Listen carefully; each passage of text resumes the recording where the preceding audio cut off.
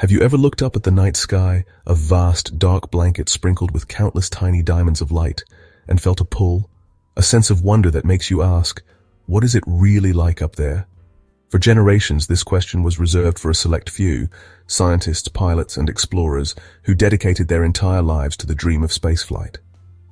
It was a journey of immense risk and incredible dedication, a frontier accessible only through years of rigorous training and preparation. But what if that changed? What if the door to the cosmos swung open not just for astronauts, but for you? What if you could pack a bag, say goodbye to your family for a week, and go on a vacation that was truly out of this world? Imagine swapping a beach for the blackness of space, a hotel balcony for a window looking down on swirling blue oceans and continents of green and brown. This is no longer just a fantasy from a science fiction movie. The possibility is becoming real, inching closer with every successful test flight and every new innovation. The idea of a space vacation invites us to think beyond our everyday experiences, to consider a journey that would redefine our understanding of distance, perspective, and our own place in the universe. The adventure doesn't start at the launch pad. It begins much earlier with the decision to go and the preparations that follow. Your journey to a space hotel is unlike any other trip you have ever taken. Instead of packing swimsuits and sunscreen, you are preparing your body and mind for an entirely new environment. You'll spend time in training centers, learning the basics of living in microgravity. The day you leave for the spaceport feels different from any other departure. The spaceport itself is a marvel of engineering, a sprawling complex dedicated to a single purpose, bridging the gap between Earth and space. You say your goodbyes to loved ones, not for a week at the beach, but for a voyage to the edge of our world. You see the launch vehicle standing tall on the pad, a gleaming tower of metal and fuel, venting plumes of cold vapor into the air. It's a humbling sight, a testament to human ingenuity. As you board the transport that takes you to the base of the rocket, you are surrounded by a team of professionals who have spent thousands of hours making your flight possible. Finally, you ascend the gantry tower, an elevator ride that takes you hundreds of feet into the air. When you reach the top, you walk across a narrow walkway and arrive at the hatch of the spacecraft. Before you step inside, you pause for one last look at the world around you. You take a deep breath of fresh terrestrial air, knowing it will be the last you breathe for a while. Once inside the capsule, the world shrinks to the size of your seat and the small window next to it. You are not alone. You are with your fellow travelers and a professional astronaut who will command the flight. The crew helps you get securely strapped into your seat, a process that involves a series of clicks and tugs as the 5-point harness is tightened around you. Through your helmet's communication system, you hear the calm, methodical voice of mission control running through the final pre-launch checklists. The countdown is a surreal experience. 10, 9, 8. With each number, you can feel the tension building, not as fear, but as pure, unadulterated anticipation. 7, 6, 5. You grip the armrests, your knuckles white. You check your own breathing, trying to keep it steady. 4, 3, 2, 1. Liftoff. There is no mistaking the moment the main engines ignite. The rumble instantly becomes a deafening roar, a continuous, all-encompassing explosion that you feel in your very bones. It's not just a sound, it's a physical force, a wave of power that presses you back into your seat with incredible pressure. The entire world outside your window is a blur of smoke and fire. Looking out the window, you see the ground falling away at an astonishing rate.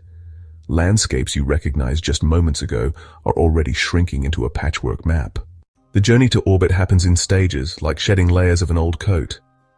A few minutes into the flight, you feel a sudden jolt. This is the first stage, separation. As you continue to climb, the view outside your window becomes utterly mesmerizing. You can clearly see the curvature of the Earth now, a perfect, gentle arc against the black backdrop of space. The blue sky above you begins to darken, the color shifting from a familiar light blue to a deep royal indigo, and then, finally, to the pure, velvety blackness of space. After several minutes of sustained thrust from the second stage, the engine cuts off. The silence that follows is profound and absolute. And then you feel it. a strange, wonderful sensation of lightness. The pen that was clipped to a checklist in front of you gently floats up from its holder, suspended in mid-air. The mission commander gives the all clear. You can unbuckle your harness. Slowly, cautiously, you release the straps. Instead of settling back into your seat, you float. A grin spreads across your face, an expression of pure, unadulterated joy and wonder. After the exhilarating ride to orbit, your spacecraft begins its final approach to the space hotel. From your window, you see it grow from a bright point of light into a magnificent structure. Docking is a slow, delicate process, a computerized dance of precision thruster firings. You feel a gentle bump and a series of soft clunks as the docking clamps engage. A hiss of equalizing air pressure is the final signal before the hatch swings open, revealing a brightly lit corridor and the smiling faces of the hotel crew. Stepping, or rather, floating out of the capsule and into the hotel is like entering a new dimension. The sheer scale of the interior is breathtaking. You might find yourself in a large, central atrium with windows that offer a 360-degree view of the Earth and the stars. Your first task is to get settled into your personal quarters. Your room is a cozy, efficient space, designed for comfort in a weightless world. But the main feature, of course, is the window, your own private portal to the universe. Dining in space is an adventure in itself. Forget everything you know about sitting down for a meal. In a zero-gravity dining hall, there might be no tables or chairs, but rather comfortable restraints or foot loops to keep you from floating away. The food is a far cry from the squeeze tubes of early spaceflight. Talented chefs on Earth and specialized equipment on the station have made orbital cuisine a gourmet experience. Even seasoning your food requires innovation. Salt and pepper are delivered in liquid form. Despite these quirks, mealtime becomes a wonderful social event, a time to gather with fellow travelers and crew, sharing a meal while watching continents drift by outside the window. It's the most scenic dinner reservation in the solar system. When it's time to sleep, you retreat to your personal sleeping quarters. There is no need for a mattress, as your body is weightless and experiences no pressure points. You simply zip yourself into a comfortable sleeping bag tethered to a wall. But the most incredible part of bedtime in space is the view. Before you close your eyes, you can spend a few minutes gazing out your window at the Earth below. You might see the shimmering lights of a sprawling city, a flash of lightning from a distant storm cloud, or the ethereal green glow of the aurora borealis dancing over the poles. One of the greatest joys of a space vacation is simply moving around. In zero gravity, every corridor becomes a playground, and every open space a gymnasium. It takes a little practice to get used to it. The Space Hotel would undoubtedly have dedicated recreational areas designed specifically for zero-G activities. You could play a form of three-dimensional tag, chasing your friends up, down and around the room, or practice acrobatics, performing effortless somersaults and spins. Water in space behaves in incredible ways, and a space hotel might feature a special contained water recreation module. Imagine a large enclosed sphere where you can release a giant blob of water and then swim right through it. You could release smaller colored drops of liquid into it, watching them swirl and mix in beautiful, intricate patterns. Beyond organized activities, the simple act of performing everyday tasks becomes a source of entertainment and wonder.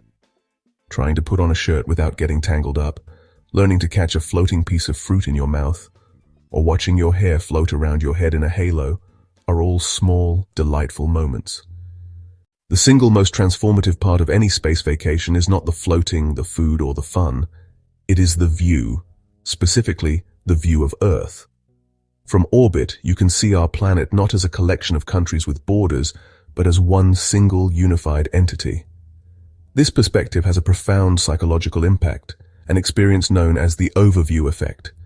It's a cognitive shift reported by many astronauts, a feeling of awe for the planet, and a renewed sense of responsibility for taking care of it. Seeing Earth from a distance, you realize just how small and precious our home is. It's an oasis of life in the vast, empty expanse of space. When you look down at a city at night, a glittering web of lights on a dark continent, you don't just see lights. You see homes, families, dreams, and the collective effort of millions of people. Returning to Earth after such a journey is an experience in itself. You feel the crushing weight of gravity for the first time in days, a force you had completely forgotten. But more than the physical weight, you carry with you a new mental and emotional perspective. You look at the sky differently. You appreciate the simple things more. The feeling of grass under your feet, the smell of rain, the taste of fresh food.